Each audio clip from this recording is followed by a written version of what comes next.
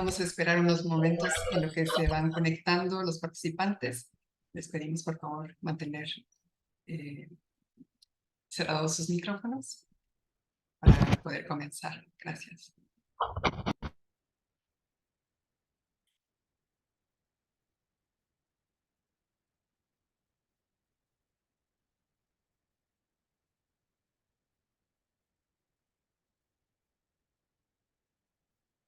Muy bien, pues vamos a dar inicio a este evento. Muy buenos días, sean bienvenidas y bienvenidos todos quienes nos acompañan en el taller de análisis de la recomendación sobre las violaciones de derechos humanos en agravio de personas migrantes desaparecidas y de sus familiares.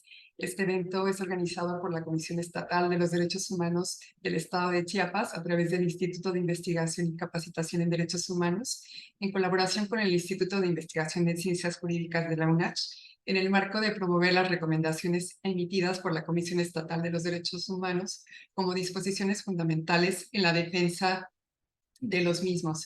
Para la segunda edición de este evento se llevará a cabo un taller de análisis en donde intervendrán especialistas del ámbito jurídico y se discutirán los puntos relevantes de los casos que dan origen a la recomendación CEDH/04/2019-R, así como las medidas restaurativas que se plantean en la misma.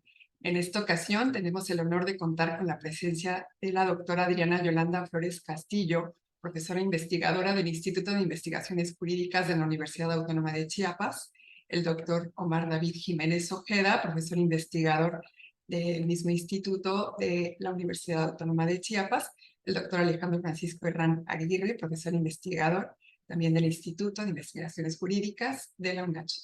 Y damos la bienvenida a don Juan José Cepeda Bermúdez, el presidente de la Comisión Estatal de los Derechos Humanos, para dar inicio a este evento. Damos la palabra al presidente. Bienvenido, adelante. Muchas gracias a todas y todos. Muy buenos días.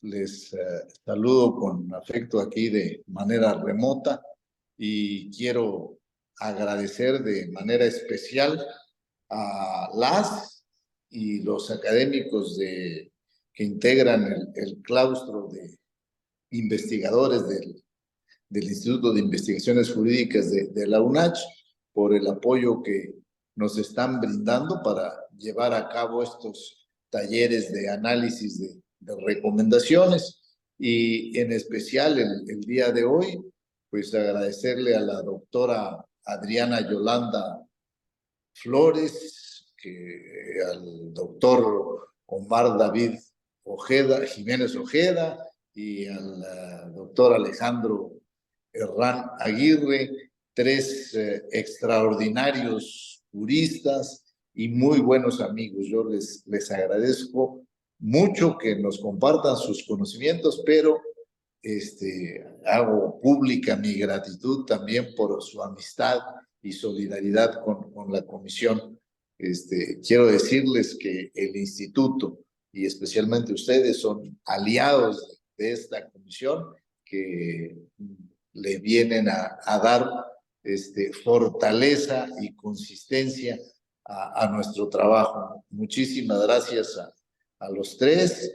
Les comento que este programa que se acordó con el instituto, entre la Comisión Estatal y el instituto, pues nos resulta a nosotros muy relevante el que se incluya este módulo dedicado a los instrumentos recomendatorios, porque si bien es cierto que las recomendaciones que hacen los organismos públicos de derechos humanos son documentos que están a la luz, que están disponibles, que son precisamente documentos públicos, ¿sí? Es fundamental, es muy importante reforzar su publicidad por un lado, para que sirvan a la comunidad y sobre todo a los servidores públicos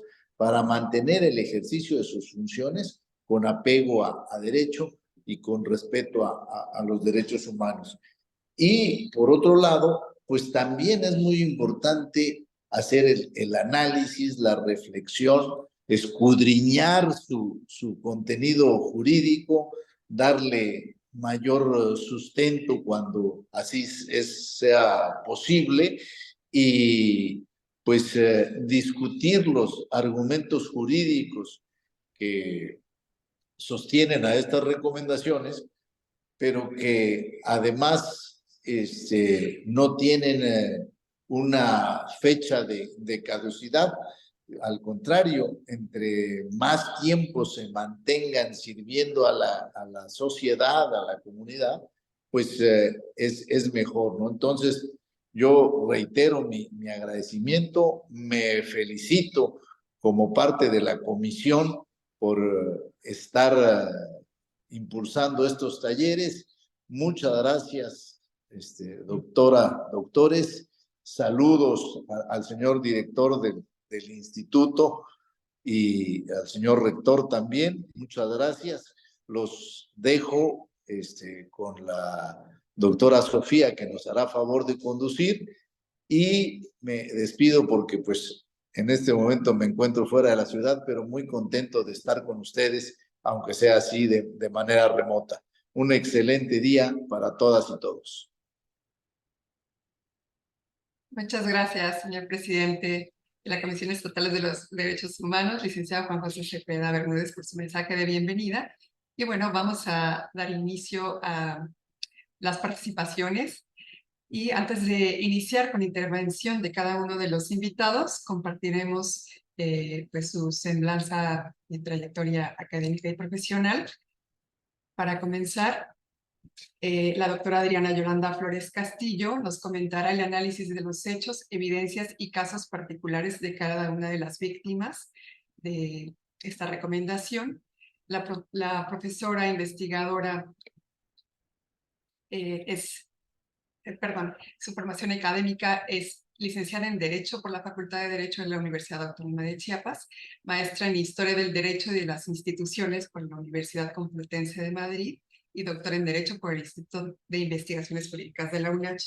Es actualmente profesora investigadora del Instituto de Investigaciones Jurídicas de la UNACH y también forma parte del Sistema Estatal de Investigadores de Chiapas desde el 2015. Pertenece al Sistema Nacional de Investigadores, CONACYT.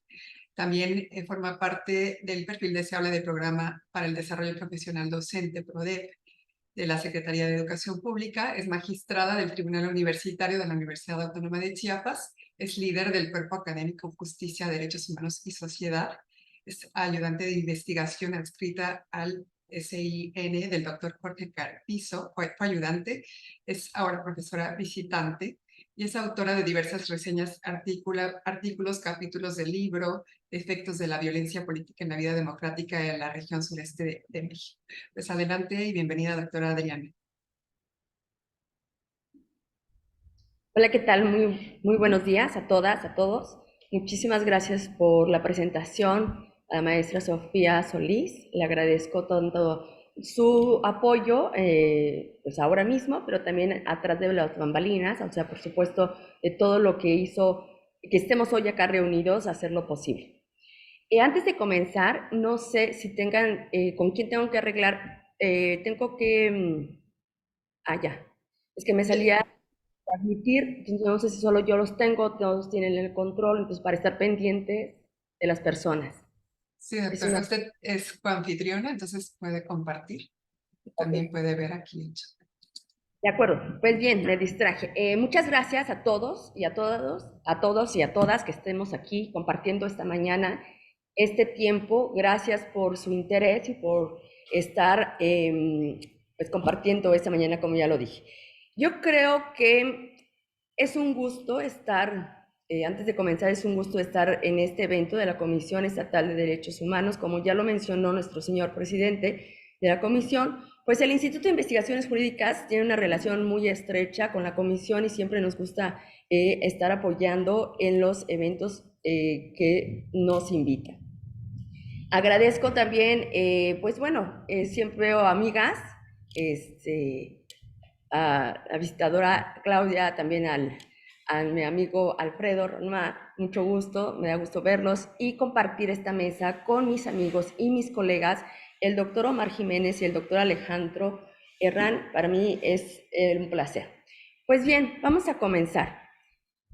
Como bien saben, la parte que a mí me tocó fue relatar un poco acerca de los hechos, las evidencias y los casos particulares, efectivamente, de la recomendación que ya lo mencionó la maestra, la recomendación número CEDH, diagonal 004, diagonal 2019-R. En cuanto a los hechos, pues bien, comenzamos. Esto da inicio en la con fecha 22 de abril del 2017.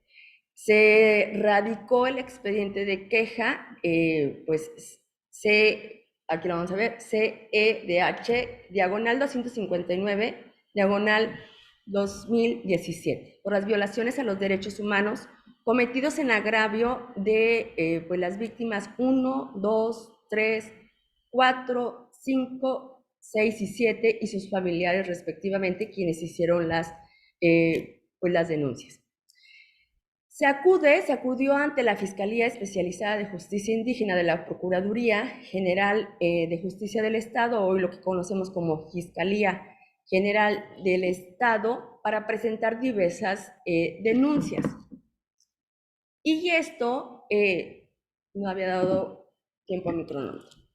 Denuncias penales, en agravio, por supuesto, de personas físicas que además pues tenían la calidad de migrantes. Esto lo subrayo para después tocarlo y desarrollarlo un poco más adelante.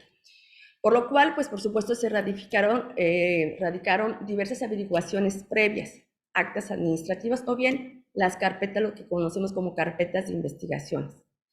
Todas ellas con fecha 24 de octubre del 2015, por el delito de desaparición de las personas pues mencionadas dentro de las carpetas, y no vamos a decir los nombres por obvias razones, y estas 7 carpetas pues con la misma fecha de última actuación, que fue el 12 de octubre del 2015.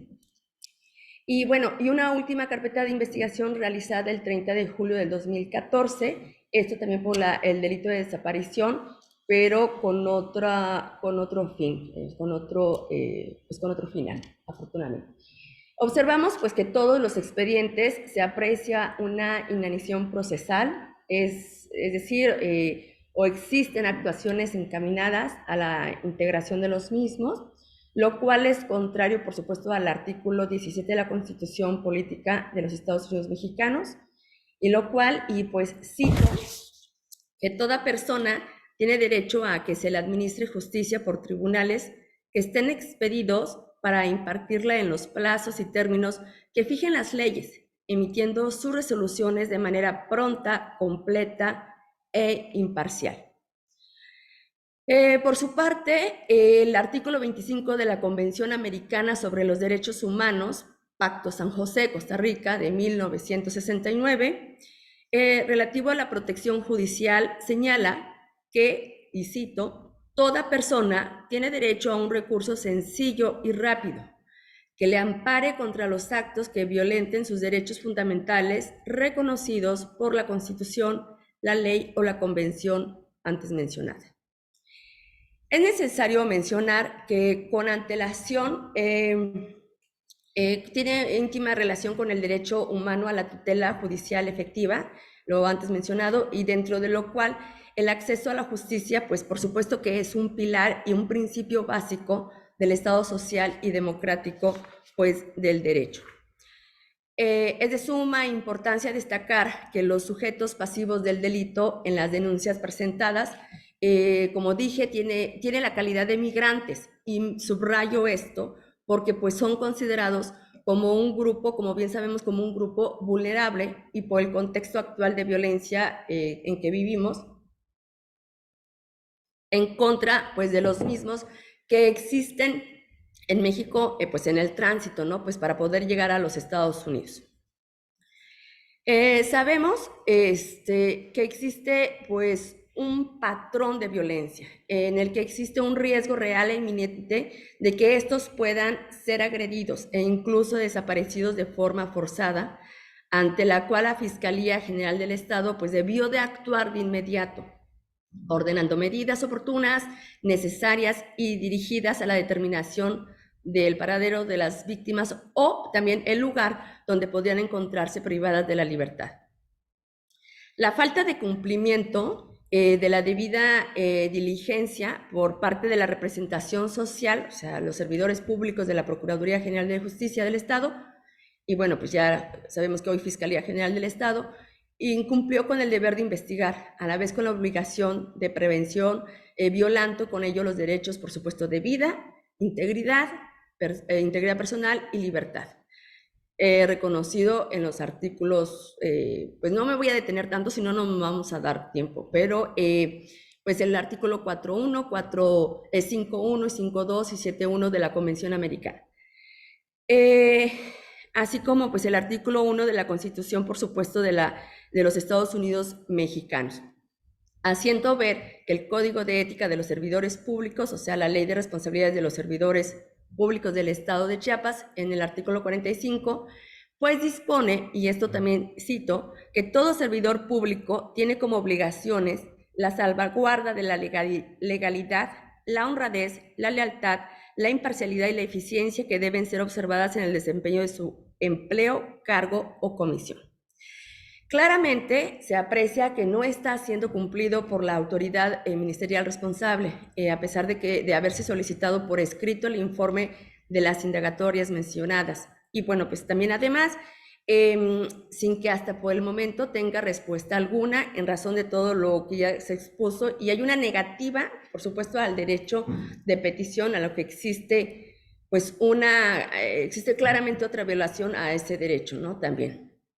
La solicitud de medidas precautorias a partir de la reforma del 2011, el Estado mexicano tiene el deber de prevenir, investigar, sancionar y reparar violaciones de derechos humanos. Con este argumento se solicitó a la Comisión Estatal de Derechos Humanos que emitiera medida cautelar y o precautoria a la Fiscalía General del Estado en el sentido siguiente.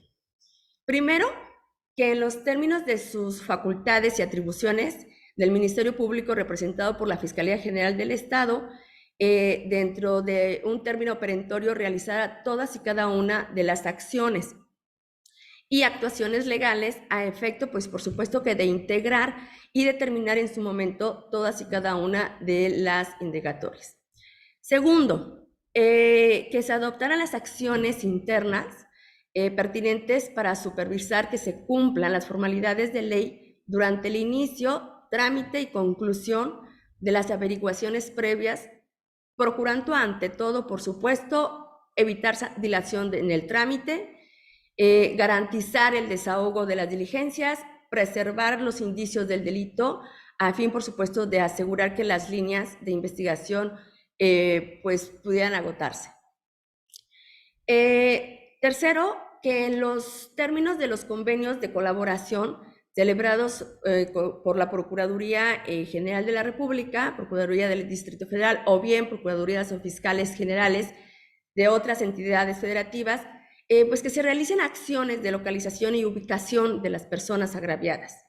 Definir, por supuesto, los principios y procedimientos generales de actuación homologada y obligatoria para los agentes del Ministerio Público, personal de servicios periciales y policías, responsable de la investigación del delito de desaparición forzada, y garantizar no repetición y no repetir estos hechos similares, y por supuesto establecer un procedimiento para la coordinación eficaz e inmediata entre las autoridades federales, estatales y municipales en la búsqueda de las personas desaparecidas desde el momento de que se haga el reporte, ¿no? La denuncia.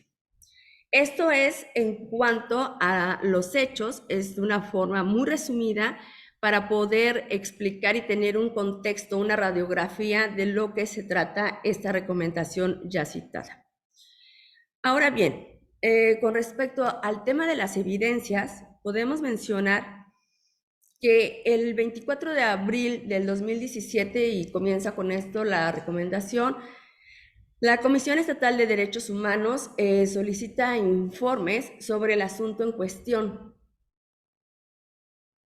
a la Fiscalía General del Estado y a lo que da, por supuesto, respuesta la Delegada de Derechos Humanos, Distrito Altos y Justicia e Indígena de la Fiscalía General del Estado en el oficio con fecha 27 de abril del 2017, por lo que el fiscal del Ministerio Público encargada de la mesa de trámite número 2 de la Fiscalía Especializada en Justicia Indígena de la Fiscalía General del Estado informó respecto a la ratificación y diligencias practicadas en las actas administrativas, pues números ya mencionados en las TARS, radicada por la denuncia de los familiares por la desaparición, pues ya vimos, de las víctimas 1, 2, 3 y sucesivamente, etcétera, de las mencionadas.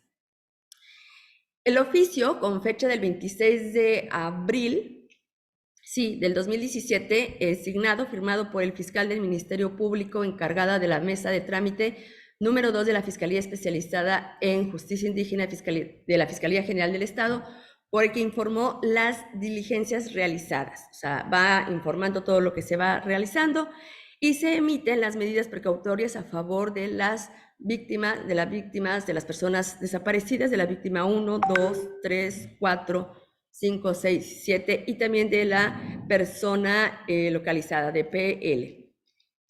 2 meses después, en junio de 2017, firmado por el fiscal del Distrito de Los Altos, dirigido al fiscal de Justicia Indígena, pues ambos que dependen de la Fiscalía General del Estado, en el que se instruye que se adopten las medidas precautorias en el expediente indicado para la búsqueda y la localización de estas personas. En los siguientes meses, pues se emiten oficios signados por el fiscal, existe unas irregularidades evidentes y bueno, pues esto es firmados por el fiscal del Ministerio Público de la Fiscalía y en los que rinde informe respecto a las diligencias practicadas en las actas administrativas. Un año después, concretamente el 23 de abril del 2018, pues se siguen remitiendo oficios por el fiscal y bueno, pues ante la Fiscalía del Estado en las que se informó sobre las acciones realizadas de las actas administrativas, pero pues bueno, no hay una solución, no hay un avance ni unas noticias que den solución al encuentro de las personas que se están buscando. Es importante mencionar que hasta el 31 de agosto del 2018, el fiscal del Ministerio Público, titular de las mesas de trámite número 1 y 2 del sistema tradicional de la Fiscalía de Justicia Indígena de la Fiscalía General del Estado, rinde informe detallado de cada una de estas diligencias realizadas dentro del acta administrativa. Y en concreto es del acta administrativa 109, diagonal, IN 7A, diagonal, guión T1, diagonal 2014.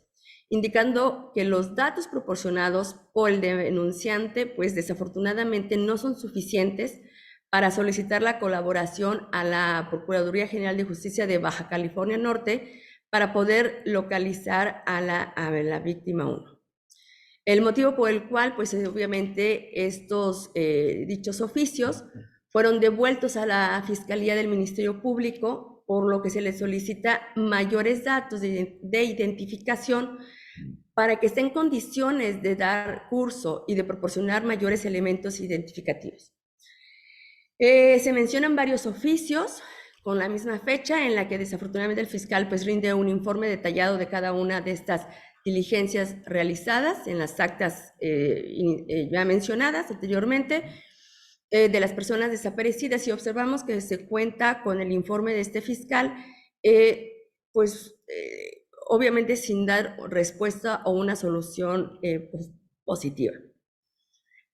Para bien el 5 de diciembre ya del 2018, se realiza también otra inspección de estas actas y bueno, siguen en el mismo rubro que ya se mencionó sin dar solución alguna.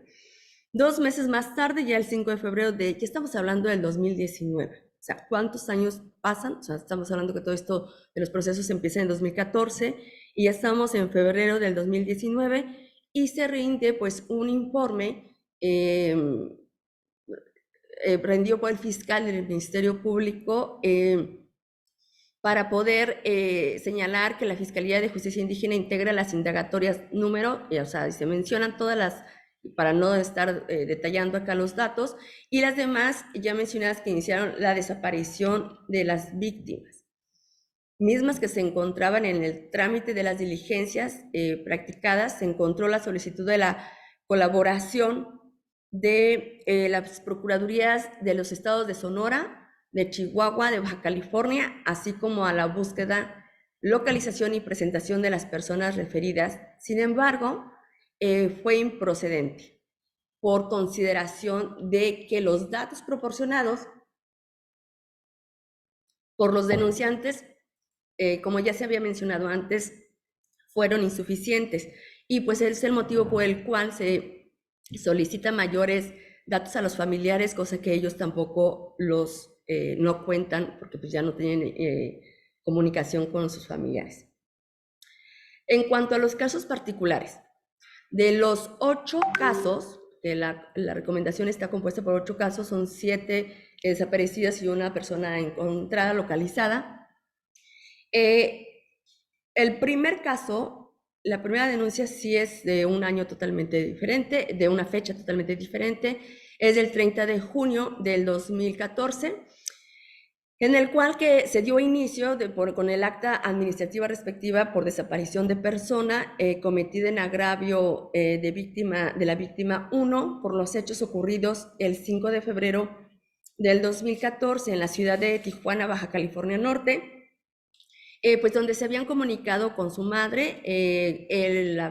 La víctima habló por teléfono y en donde le comunica que había encontrado trabajo, que ya había encontrado trabajo y que de hecho detalla qué tipo de trabajo es el que tenía, y pues y desde esa ocasión pues ya no se vuelve a tener comunicación con su familiar, esta señora con su hijo, no sabe nada de él.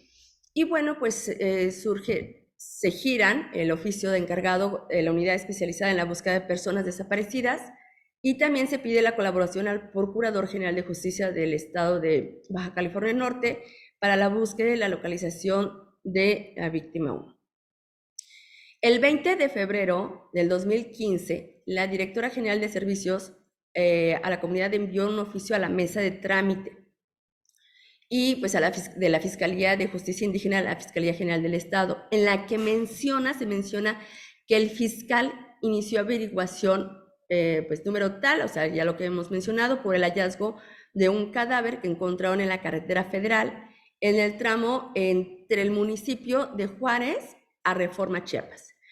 Y pues que no se puede reconocer por las condiciones en las que se encuentra el cadáver, y que no es posible especificar ni sexo, ni edad, ni las señas particulares por el grado de calcinación. El 5 de febrero, o sea, 5 días después, el Ministerio Público actuante realizó una llamada al representante de Voces Mesoamericanas Acción con Pueblos Migrante, con la finalidad pues de requerirle su presencia ante el Ministerio Público de Juárez, Chiapas, para poder identificar el cadáver. 2 años después, el 24 de abril ya del 2017, el fiscal del Ministerio Público giró oficio de investigación al comandante de la Policía Especializada de la Fiscalía en Justicia Indígena de la Fiscalía General del Estado para la búsqueda y la localización de esta víctima, de esta persona. Y pues por último, a la fecha de emisión de la presente recomendación hoy analizada y comentada, pues la Fiscalía General del Estado advierte que los datos proporcionados pues por la víctima, por los denunciantes, por los familiares, no son suficientes para poder solicitar la colaboración y lograr la localización de esta persona. Asimismo, pues el acta administrativa número 109 IN 7A-T1 /2014 continúa pues en integración. En los siguientes casos, el segundo de la víctima 2 y víctima 3, se parecen a los restantes, pero tienen ciertas diferencias, ciertos matices que no se pueden encasillar en uno solo por algunos procesos, algunas etapas que se hacen que son diferentes. El caso, pues, 2 es relacionado a la víctima 2, a la persona desaparecida, y a diferencia del caso 1 que ya hemos comentado, pues comenzó un año después, el 24 de julio del 2015, mediante la denuncia escrita presentada por su familiar y por la desaparición de esta persona. Con esa misma fecha se llega a girar oficio por parte del fiscal del Ministerio Público, dirigido al comandante de la Policía Especializada de la Fiscalía Especial en Justicia Indígena, para la investigación de los hechos, así como la localización y presentación. 4 días después, ya estamos hablando del 28 de julio del mismo año, 2015, el fiscal especializado en el que se le pide su colaboración, le pide la colaboración al Procurador General de la República, de la Delegación de Chihuahua, para la colaboración, la ayuda, el apoyo de la búsqueda de la localización de esta persona. Unos meses después, concretamente el 12 de octubre, o sea, estamos hablando de julio a octubre, o sea, son varios meses, el familiar de esta persona nombra como su asesor y representante a una persona de Voces Mesoamericanos, Acción de Pueblos Migrantes, como también lo hizo en el caso anterior. 2 años más tarde, ya en el 17, el fiscal solicitó la colaboración también del Procurador General del Estado de Chihuahua para la localización también y la búsqueda de esta persona. Y pues bueno, queda en eso. Y en este caso observamos que por la llamada también telefónica, por una llamada telefónica que menciona la recomendación que realiza el Ministerio Público, al Departamento de Oficios de Colaboración de la Fiscalía General del Estado, que en relación a la solicitud de colaboración con Chihuahua, se debió precisar con exactitud, por supuesto, la fecha más aproximada y lugar en que la persona reportada como desaparecida fue vista por última vez. O sea, hubieron muchos detalles que sí, ya ahorita mis colegas lo van a analizar, que se realizaron anomalías en esta investigación. En noviembre del 17 se solicitó una colaboración de las Procuradurías Generales de Justicia del Estado, tanto de Quintana Roo como pues de Chihuahua, nuevamente para la búsqueda de la localización. Y es en el mes de diciembre que el Ministerio Público del Estado de Chihuahua pues informa que realizó esa búsqueda en los archivos de la Unidad Especializada en la Investigación de personas ausentes y extraviadas y pues no encontró, desafortunadamente no encontró información. Es importante mencionar que la misma recomendación analizada el día de hoy advierte que los datos proporcionados por los denunciantes pues no son suficientes para solicitar la colaboración y el apoyo de otros estados. ¿Qué pasa con el caso en el tercero? Prácticamente viene siendo lo mismo, son muchos detalles que son parecidos, hay sutilezas que hacen la diferencia y bueno, al igual que el caso anterior de la víctima 2, en la misma fecha, el 24 de julio de 2015 y pues el día que se hace la denuncia, y con esa misma fecha pues también el fiscal del Ministerio Público gira también giró el oficio para poder hacer la investigación de los hechos, a lo que tiene respuesta hasta el 6 de agosto, y en la que no se logró la localización de esta persona. Sin embargo, pues también se giran otros oficios al Instituto Federal Electoral, el Sistema de Agua Potable y Alcantarillado, el Registro Público de la Propiedad, la Comisión Federal de Electricidad y Hacienda del Estado, con la finalidad de recurrir y tener información sobre esta persona. Y bueno, pues en octubre el familiar de esta víctima hizo constatar que pues no tiene nada, no tiene ninguna información y que no cuenta con ningún dato o algo nuevo que dar, alguna noticia que pueda aportar.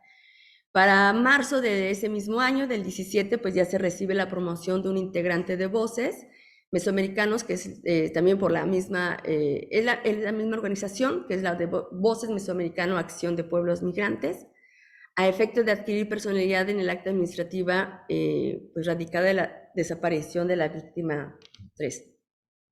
Y es hasta el 24 de abril del 2017, o sea, 2 años, casi 2 años después, que se ordenó girar oficio al comandante de la Policía Especializada de la Fiscalía Especial en Justicia Indígena, y pues para poder integrar evidencias.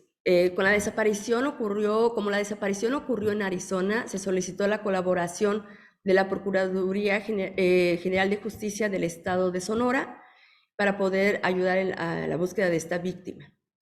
En agosto 10, se ordenó girar oficios de colaboración de las procuradurías, ya no solamente de ese estado, sino también de Sonora, Chihuahua y Baja California, para poder localizar a esta persona, y sin embargo, pues no se tienen noticias, lamentablemente. Es la misma recomendación, ahorita analizada, advierte que los datos proporcionados por los denunciantes, pues no son suficientes para solicitar la colaboración y lograr esta colaboración y localizarlos. Entonces, y para pedir la colaboración de otros estados, de otras entidades federativas. En el caso 4, y voy dando prisa, prácticamente son muy pocas las diferencias, y ya el caso 5, 6 y 7, pues hablando sobre estas personas desaparecidas, pues prácticamente son los mismos detalles. Exactamente lo mismo, inician las mismas fechas, hacen las mismas diligencias y coinciden en todo. Al igual que las anteriores, se dio inicio en la fecha, eso sí coinciden todas, que es el 24 de julio del 2015, a excepción del caso 1. Ese mismo día, el fiscal, el MP, giró oficio al comandante de la policía para hacer la investigación y la localización de las personas de estas víctimas 5, 6, 7, y así también pues se gira oficios para la búsqueda de los datos al Instituto Federal Electoral, al Sistema de Agua Potable, como ya se mencionó, alcantarillado, Registro Público de Propiedad y la Comisión Federal de Electricidad y Hacienda del Estado. Todos estos tres casos de las víctimas 5, 6 y 7 coinciden, como ya lo dije, en todo, en fechas y en diligencias, y desafortunadamente pues terminan en lo mismo, que no se tienen noticias de las personas buscadas, y también al último, la fecha de emisión de la presente recomendación, la misma recomendación lo menciona, que la Fiscalía General del Estado advierte que los datos proporcionados por los denunciantes pues no son suficientes, desafortunadamente, para solicitar la colaboración y lograr la localización de estas personas, y ni para solicitar la colaboración tampoco de otros estados. Y ya para ir terminando y cerrando mi exposición, que ya me pasé de tiempo 1 minuto, nos queda el último caso, que es el caso número 8, que es la relacionada a la persona localizada. Esto totalmente diferente a los 7 anteriores, y al igual que los casos anteriores, pues también comienza mediante una denuncia escrita y presentada por un familiar. Y lo que sí coincide es la fecha, el 24 de julio de 2015, y en junio, ya no recuerdo, 2018, o sea, 3 años después, el oficio firmado por el agregado regional de Los Ángeles de California, de la Subprocuraduría Jurídica y de los Asuntos Internacionales, fue quien informó que se localizó a esta persona. Derivado de la información obtenida del Departamento de Policía de Los Ángeles, California, de los Estados Unidos de América, informa que la persona localizada, o sea, esta persona contaba con una ficha criminal en virtud de que fue detenido en octubre de 2015 y por ir conduciendo un vehículo con efectos del alcohol y con niños a bordo. Entonces, con lo cual, pues sí tiene un antecedente en ese país, Y el detective se puso en contacto con esta persona y le informa a él que existe una investigación en México como persona desaparecida, y por lo que esta persona respondió que pues que él estaba bien, que no estaba desaparecido y que inmediatamente se comunicaría con sus familiares. Yo creo que podría cerrar con esto, que es de suma importancia, mencionar que a la fecha de la emisión de la recomendación hoy comentada, la Fiscalía General del Estado pues no había determinado el acta administrativa con el número señalado a este caso, correspondiente a este caso.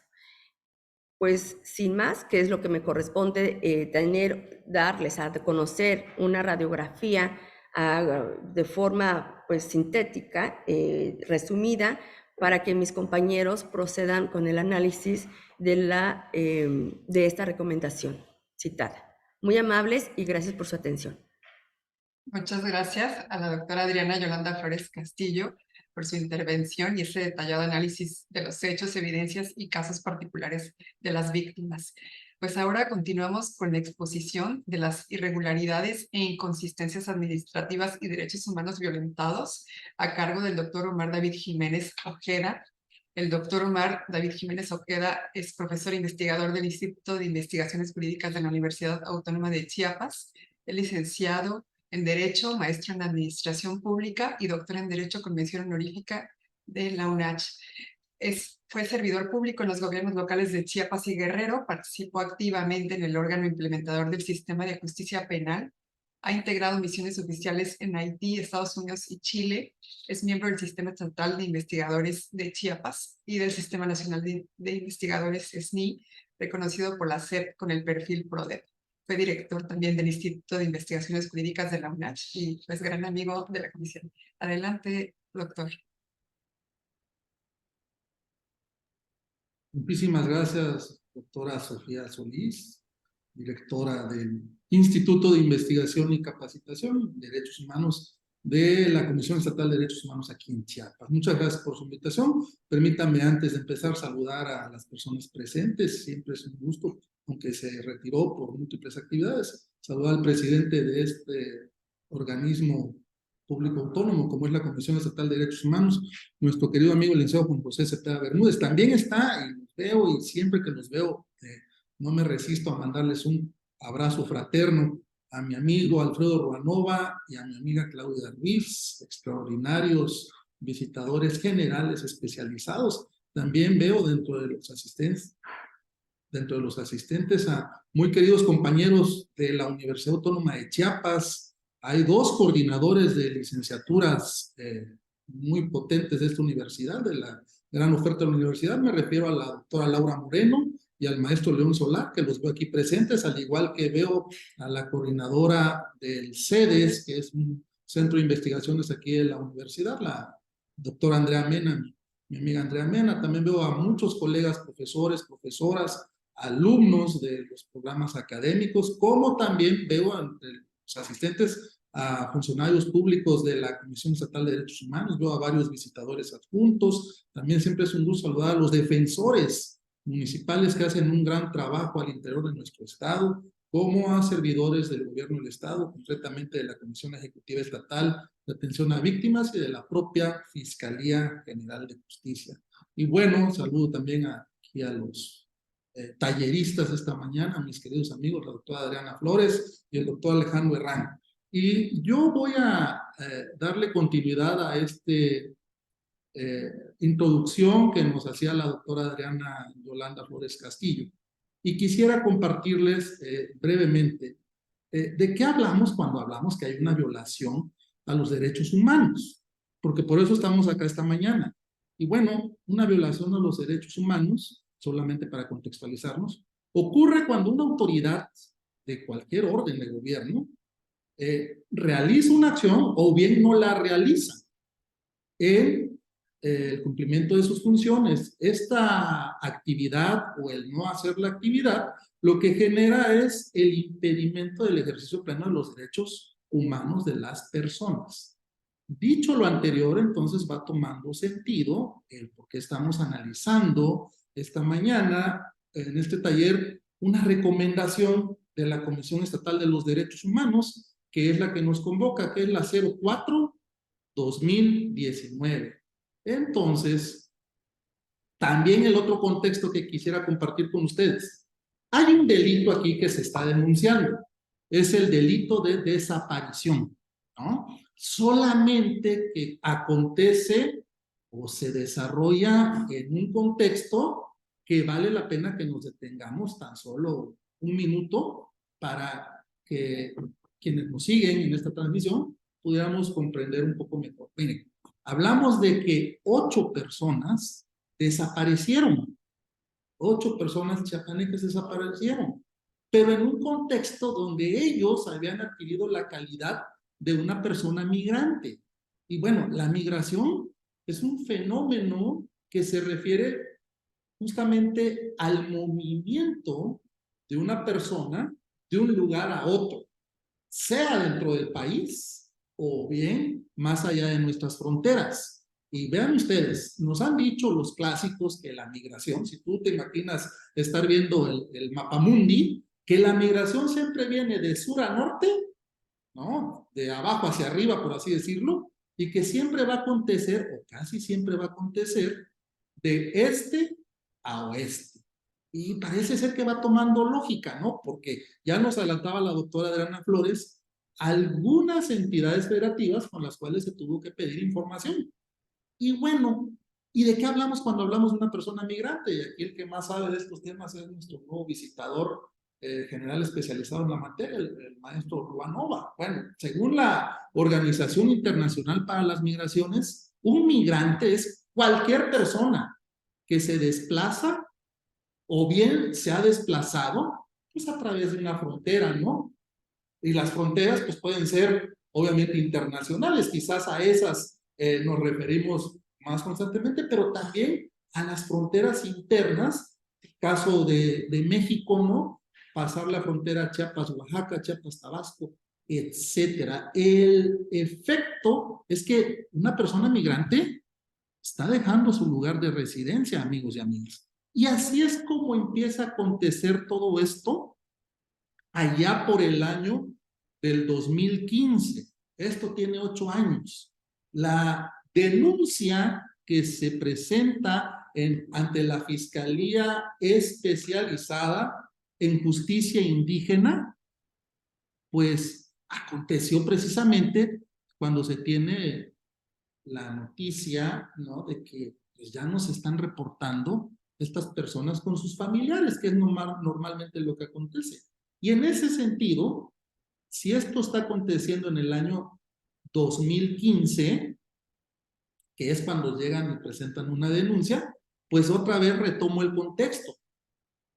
En a partir del año 2010, la OIM empieza a darnos registros reales, ¿no? De cuántas personas se encontraban en situación migratoria. Ya para el año 2010, perdón, el año 2000, México, nuestro país, empieza a ocupar el segundo lugar en el mundo como expulsor de personas. Solo nos supera la India. Pero les estoy diciendo, amigas y amigos, que el 1 de cada 10 mexicanos es migrante desde el año 2000.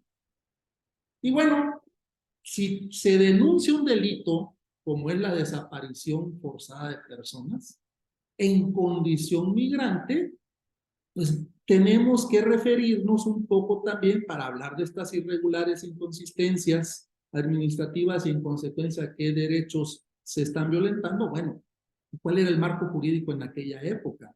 Miren, en el estado de Chiapas ya teníamos una ley para la prevención y sanción de la desaparición forzada, ¿no? Esta estaba vigente años anteriores, desde el año 2009, es decir, ya se contaba con un marco. Esto ya era una problemática, ¿no? Empezaban a desaparecer personas. Felizmente una de ellas apareció, como lo detalló la doctora Adriana Flores, esta persona que fue detenida en Oakland, California, pues, lamentablemente estaba bajo efectos de el alcohol, etcétera, pero lo feliz es que al menos una apareció.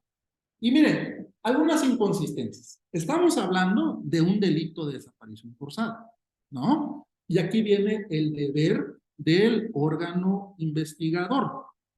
Si nosotros decimos que la procuración de justicia, bueno, o el acceso a la justicia, vale la pena recordar un poco, que para hablar que tenemos acceso a la justicia se tienen que dar, pues cuando menos, dos condiciones. Una, pues tener precisamente acceso a la procuración de justicia. Y en su caso, a la administración de la misma. Bueno, aquí lo que vamos a ver, y que ya detalló la doctora Flores, es, ustedes ven en pantalla los datos de registro de actas administrativas, ¿no? Primera inconsistencia. A ver, si estamos diciendo que hay un delito de desaparición forzada de personas, ¿qué debe haber procedido? Y aquí en la recomendación que yo invito a que ustedes la lean, porque es muy aleccionadora y se hace un gran trabajo, bueno, sí se dan los elementos de tipo, pues, ¿no? No debió haber sido acta administrativa. En el momento en que acontecen los hechos, y todavía más en el momento de la denuncia, todavía estábamos ¿se acuerdan? En aquel momento en que estábamos echando a andar el nuevo sistema de justicia penal y entonces, dada la implementación, había algunas regiones que ya tenían el nuevo modelo y había otros que se seguían rigiendo bajo el modelo tradicional. Este es el caso de algunas regiones donde hay presencia de la Fiscalía Especializada en Justicia Indígena, que es una fiscalía importante al interior acá de nuestro sistema de investigación y procuración de justicia. Y esta fiscalía no nada más tiene presencia en San Cristóbal de las Casas, amigos y amigas, tiene presencia desde entonces en municipios como las de Margaritas, Altamirano, Chilón, Pachajón, Yajalón, Ocosingo, ¿no? Y cuando uno lee la recomendación, siempre, vean ustedes, siempre recae, con excepción del acta administrativa del año 2014, fíjense en las del 2015, siempre recae en la mesa de trámite número 2.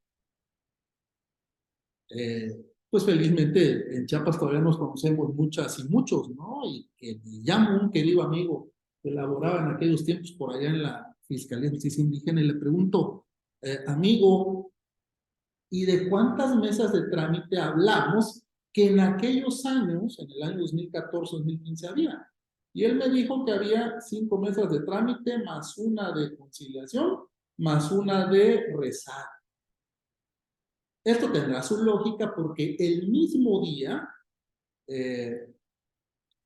la víctima indirecta en representación de B2, B3, B4, B5, B6 y B7 llega e interpone lo que él quería que fuera una denuncia, pero queda en estatus de acta administrativa. Ya la doctora Flores nos comentó que hubo una inactividad procesal, pues inexplicable, ¿no? No quisiera calificarla de otra manera, donde si no es solamente impulso de los denunciantes, de las víctimas, pues esa acta no hubiera pasado nada. Miren, en el acta administrativa 109 del 2014 se contabiliza 1 año, 11 meses de inactividad procesal. Amigas y amigos, estamos hablando de un delito como lo es la desaparición de personas, ¿no? En contextos de migración. Claro que reviste una gran importancia. Como país estamos obligados, como autoridades de procuración estamos obligadas, ya desde aquel tiempo había protocolos, había acuerdos emitidos por el entonces Procurador General de Justicia, donde se creaba unidad especializada en búsqueda de personas. A partir de las actas administrativas del 2015, es decir, de B2 a B7, pasando por el acta administrativa de la persona localizada, la inactividad procesal también supera el año. Tiene año 5 meses, donde absolutamente ningún oficio fue emitido, ninguna actividad procesal.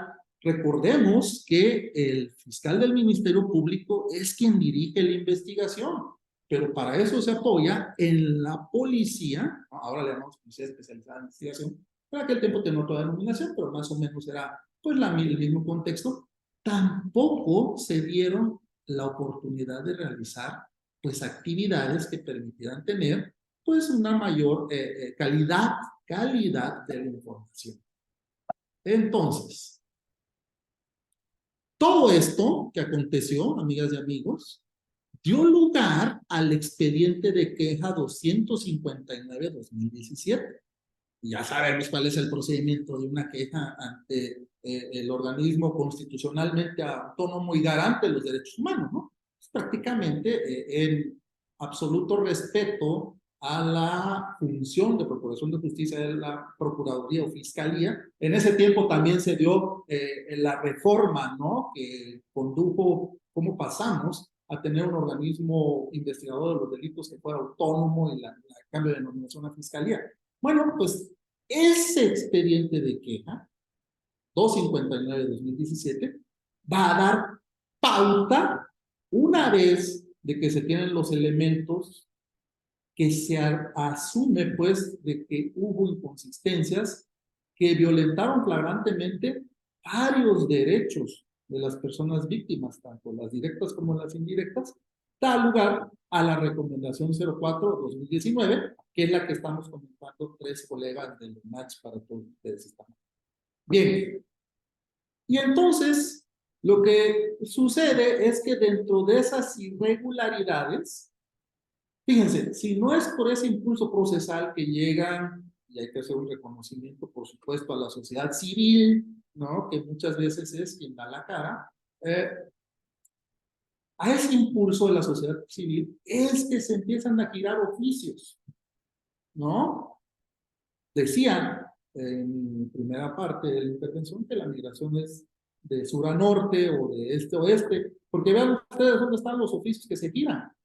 Son estados fronterizos y hay uno a California, Estados Unidos, donde se pide la colaboración, pero la colaboración es fallida, no porque la autoridad a la cual se le está solicitando la colaboración no quiera, no pueda, sino que de origen, y esas son las violaciones graves o las inconsistencias además en el proceso, es de que cuando se recaba el acta administrativa, que no se puede ampliar a decir de los fiscales en ese momento a averiguación previa, pues tampoco sucedió que pudieran integrar un debido expediente con la media afiliación, datos generales, como cuál fue el último lugar donde lo vieron, con quién estuvo, y sobre todo eso, la ficha que contiene pues los datos generales, ¿no? La media afiliación, que permitieran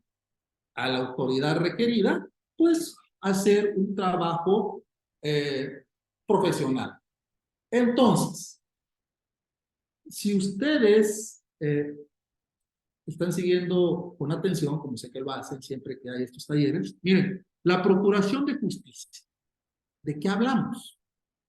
Hablamos de que es esa actividad importante para el Estado mexicano, y en este caso en particular para la entidad chiapaneca, que recae obviamente en el Ministerio Público, pero para que realice una investigación ministerial donde realice tantas y cuantas diligencias sean necesarias para el esclarecimiento de los hechos. Muy importante, sin pasar por alto la atención a las víctimas del delito. ¿Vale? Si esto es correcto, entonces la Procuración de Justicia es obligación del Estado-nación, del Estado constitucional de derecho, ¿no? Y en consecuencia se vuelve un derecho fundamental de las personas a que podamos acceder a la procuración de justicia debida. Pero no pierdan ustedes detalles en la parte final del primer párrafo cuando me refiero a las víctimas del delito, porque esa va a ser una de las violaciones precisamente que motivan esta recomendación. Y ahorita lo platicamos. Estas irregularidades, entonces, vienen a ser una, fíjense, cosa bien curiosa. La investigación no se realizó por una instancia especializada en búsqueda de personas. En Chiapas ya había un acuerdo del Procurador General de Justicia desde el año 2013 para que se creara y se pusiera en práctica y en marcha al menos una unidad especializada de investigación en búsqueda de personas, donde por supuesto había un Ministerio Público, un fiscal del Ministerio Público. Ok, primera irregularidad. Muy bien que la Fiscalía de Asuntos Indígenas la recepcionara, pero la debió haber enviado ¿a dónde? A esta unidad especializada que ya estaba creada, ¿no? Porque la investigación, desde entonces había un protocolo, estaba un marco jurídico, hoy está mucho mejor el marco jurídico, hay que subrayarlo, ¿no? Ya tenemos una ley general, incluso más estructura gubernamental especializada, ¿no? Hay una comisión especializada en búsqueda de personas, pero en aquel tiempo se contaba con ello y no se realizó. Segunda irregularidad, por lo cual las autoridades de Procuración de Justicia de Sonora, Chihuahua, Baja California, etcétera, no pudieron hacer más porque no se recaba en el momento de recibir la denuncia, pues bueno, la ficha de identidad, ¿no? La persona desaparecida y condiciones informativas básicas como el acontecimiento de los hechos de acuerdo a modo, tiempo y lugar. Tercera irregularidad. Decíamos anteriormente, bueno, el señor Ministerio Público, hay que comprenderlo, tiene una carga de trabajo realmente importante, pero él dirige una investigación y se apoya en ¿quiénes? Pues en la Policía de Investigación precisamente. Y la Policía de Investigación se limita a realizar acciones de muy bajo impacto, pero además con gran demora. Justicia que no es pronta, no es justicia, amigas y amigos. Entonces, ya estoy por terminar.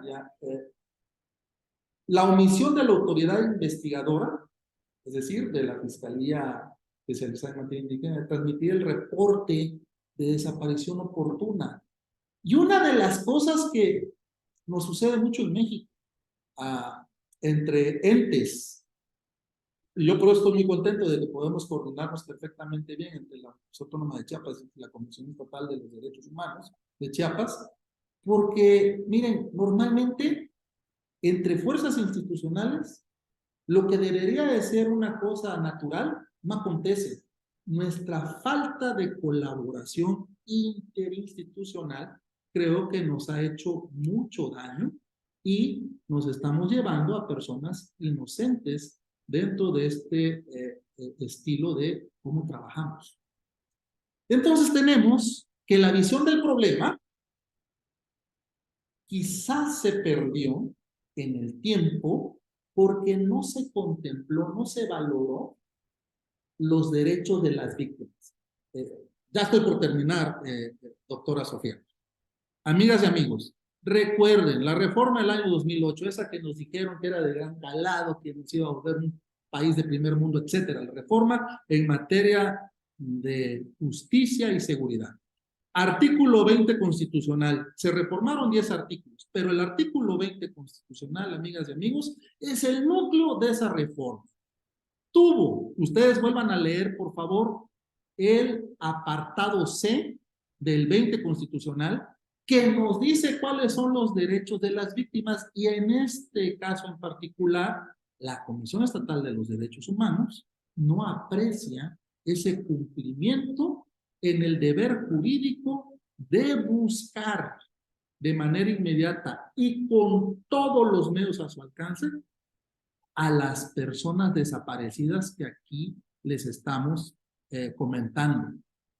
Y además, no se le proporcionó a los familiares de las víctimas un trato digno, sensible y respetuoso. Finalmente, derechos humanos violentados. Los están viendo en pantalla. El primero es el que no accedieron a la justicia como un derecho en su modalidad de procuración. Hubo una actuación ministerial, de forma que se califica como que hubo una dilación en el quehacer. Hubieron irregularidades en la integración del acta administrativa que debió haber sido averiguación previa. Si no hay una adecuada investigación en materia ministerial, amigas y amigos, no hay acceso a lo que se llama el derecho a la verdad. Las y los familiares querían saber qué había acontecido. Los derechos de las víctimas porque recibieron trato indigno, no fue acompañada de ciertas acciones que todos los protocolos y ya en la legislación están dados, como la atención psicológica, ¿no? Etcétera, etcétera. Y bueno, este es un caso que ante el entorno cada vez más amplio de las migraciones, creemos, no lo deseamos, pero pareciera, las evidencias científicas y estadísticas están al alcance de todos, cada día en este país desaparecen personas en calidad de personas migrantes. Por ello, yo creo que todos nosotros, desde el lugar en el que nos encontremos, podemos y debemos difundir, sensibilizar y en la medida de nuestras posibilidades capacitar a las personas para que estén informadas de cuáles son sus derechos. Y yo le agradezco el favor de su atención y le regreso el uso del micrófono a la doctora Sofía Solís. Muchísimas gracias. Muchísimas gracias al doctor Omar David Jiménez Ojeda por esta excelente exposición, súper interesante, acerca de las irregularidades e inconsistencias administrativas y derechos humanos violentados de esta recomendación comentada. Muchísimas gracias, doctor. Y bueno, vamos a pasar a la participación del tercer panelista, el doctor Alejandro Francisco Herrán, quien disertará acerca de las medidas restaurativas para la reparación del daño y las recomendaciones emitidas para tal fin. El doctor Alejandro Francisco Herrán Aguirre es licenciado en Derecho por la Facultad de Derecho de la Universidad Nacional Autónoma de México, maestro en Administración por la Universidad del Valle de México y doctor en Derecho por el Instituto de Investigaciones Jurídicas de la UNACH. Es profesor investigador del Instituto de Investigaciones Jurídicas y se ha desempeñado como coordinador del programa de la maestría en Derecho, ha sido secretario académico y coordinador de investigación y posgrado. También es notario público titular de la notaría número 180 del estado de Chiapas, con sede en Tuxtla Gutiérrez. Tiene diversas publicaciones académicas en las cuales se destaca el libro Libertad de Expresión e Internet. Forma parte del Sistema Nacional de Investigadores del CONACYT. Ha sido ganador de la beca Fulbright García Robles del Departamento del Estado de los Estados Unidos y se ha desempeñado como profesor visitante distinguido en la cátedra Fulbright García Robles de Estudios sobre México en el Departamento de Política de Juniata College durante el semestre de primavera del 2021. Forma parte de diversos colegios, asociaciones profesionales y comités de investigación y evaluación. Sus líneas de investigación son libertad de expresión, derecho y tecnología, derecho digital y la relación del derecho con el Internet como los sistemas de registro descentralizados. Bienvenido, doctor Ayman. Muchas gracias. ¿Qué tal? Buen día. Gracias, maestra Sofía. Espero que me escuchen bien. Aquí estoy saludándoles. Muy bien. Pues vamos a seguir la línea de esta presentación, de este análisis de la recomendación que hoy estamos trabajando. Quiero hacer propios los saludos con los que empezó el doctor Omar y la doctora Adriana. Bueno, con los que empezaron el doctor Omar y la doctora Adriana. Y con los que nos recibió también el presidente de la comisión, don Juan José, a todas las personas que nos acompañan, algunos y algunas son alumnos, otras son personas que conocemos de la comisión, y otros son amigos, y tenemos otro público que es un gusto saludar pues ya tarde, para mí ya es tarde en este momento, ¿no? Es muy apropiado. Fue muy apropiada la manera en la que el doctor Jiménez terminó de precisar los puntos de cómo se determinó, cómo se encontró en la recomendación que diversos servidores públicos relacionados con las actas administrativas no cumplieron con diversos deberes que tenían encomendados. y él fue muy puntual y muy claro haciendo la lista de cuáles son y qué daño o qué repercusión negativa, qué menoscabo en sus derechos produce esto, tanto para las víctimas directas, B1, B2, B3 y demás, pero también para las víctimas indirectas, B1, B2 y todos los demás, ¿no? La parte importante, digo, no voy a decir yo que sea la más importante porque todas las partes de una recomendación son necesarias, pero la parte importante hacia futuro, hacia qué es lo que sigue, pues es la parte de la reparación del daño y de las recomendaciones específicas que se le emiten al órgano al cual se está observando o a los funcionarios a los cuales se está observando con la recomendación.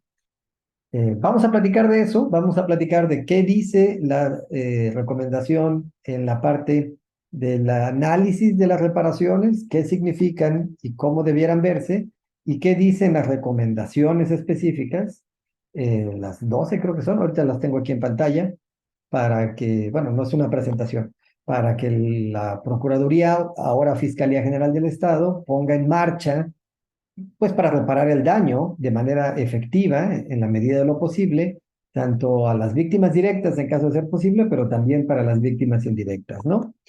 Y un buen momento o un buen lugar para empezar eso es retomar lo último que estaba comentando el doctor Jiménez, ¿no? Recordando un poco las violaciones que sufrieron las partes, bueno, los denunciantes como víctimas indirectas y las personas que se encuentran, pues aún en este momento todavía desaparecidas, ¿no? No las voy a repetir en detalle porque lo hizo muy bien el doctor Omar, pero pues es nuestro primer punto y vale la pena volverlas a mencionar simplemente para tenerlas frescas en nuestra memoria, ¿no?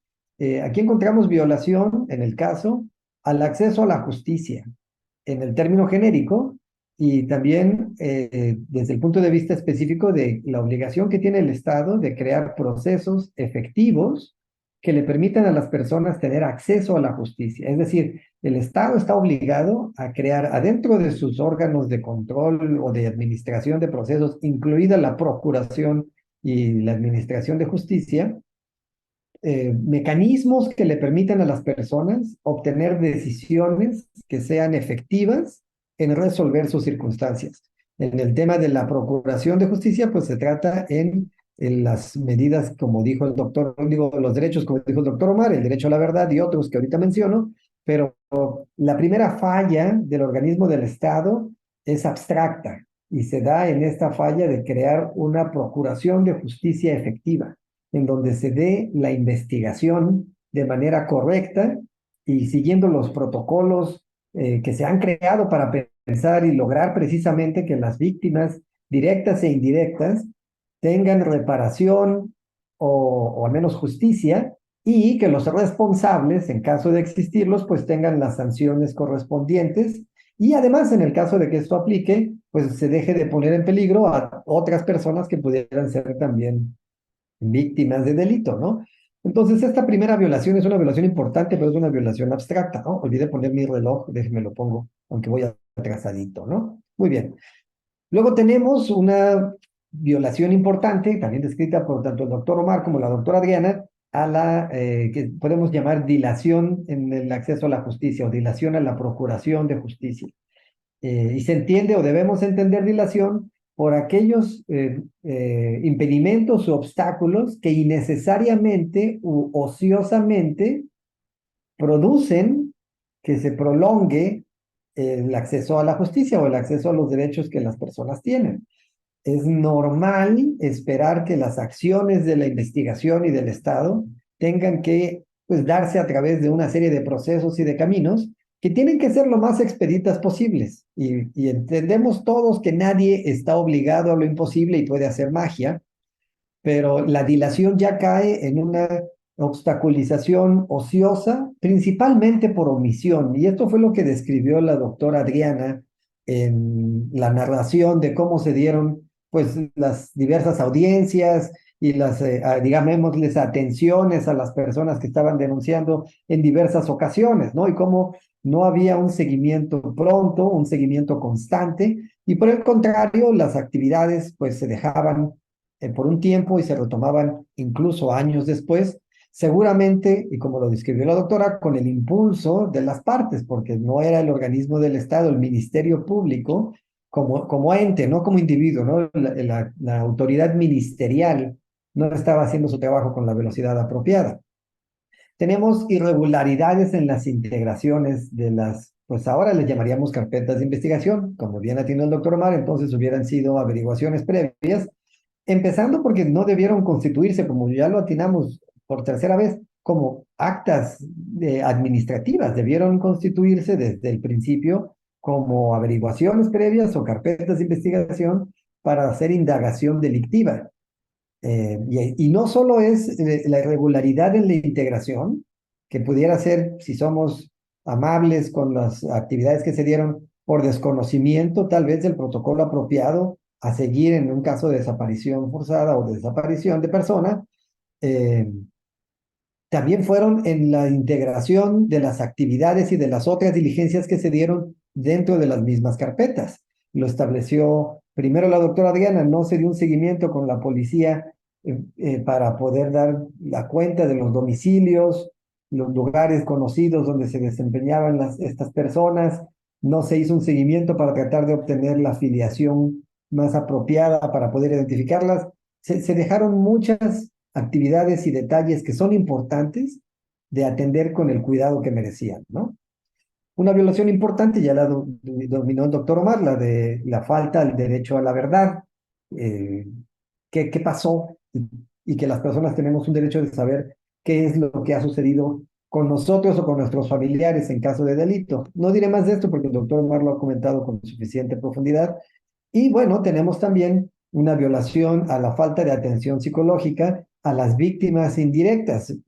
Obviamente, al no constituirse como carpeta o como averiguación previa y no integrarse a las personas denunciantes como víctimas indirectas del delito, pues no recibieron los beneficios de esa calidad, ¿no? Contenidas tanto en la Ley General de Víctimas como en la Ley de Víctimas del Estado de Chiapas, que pues tienen una serie de beneficios para apoyarles en distintos casos, y el más importante de esos a las víctimas indirectas es el de atención psicológica importante y oportuna y directa por los medios que se deben de prestar, ¿no? Recordando eso, entonces, las medidas de reparación lo que buscan precisamente es resarcir o retomar el daño, el menoscabo, y en la medida de lo posible hacerlo completo, ¿no? Voy a leer algunas partes de la recomendación mientras platicamos. Voy a leer parte del párrafo 153 de la recomendación, en donde nos hablan de, ya la perdí por aquí en mi pantalla, justamente de la reparación del daño y lo que busca en su versión general, pero también como versión específica dentro de esta recomendación. Mi computadora no es la más rápida del planeta, así que ya estoy por llegar. Aquí está, párrafo 153. Les leo, dice, se le reconoce, partiendo que para esta comisión estatal se le reconoce al agraviado el carácter de víctima, toda vez que el sistema de protección no jurisdiccional de derechos humanos constituye una de las vías previstas en el sistema jurídico mexicano para lograr la reparación del daño derivado de la responsabilidad en que incurrieron los servidores públicos estatales en cita.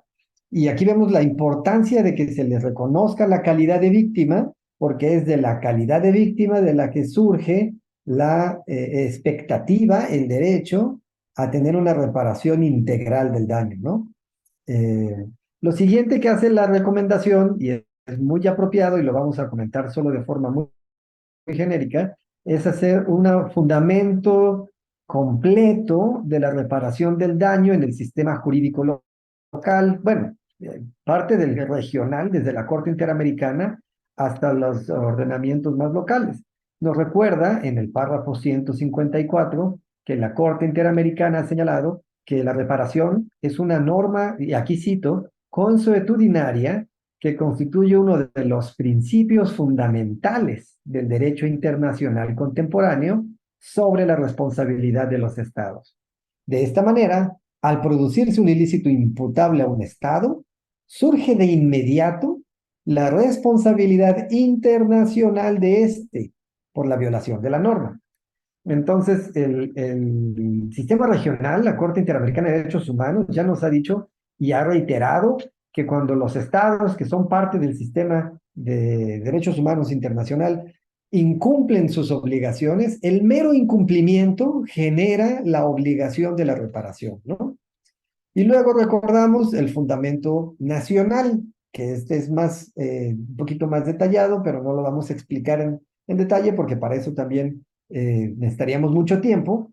Pero empezamos por el artículo primero de nuestra Constitución en su párrafo tercero, ¿no? El cual también voy a citar. Perdonen que cite tanto, pero cuando hablamos de fundamentos, pues es importante mencionarlos, lo saben todos. Dice así el párrafo tercero.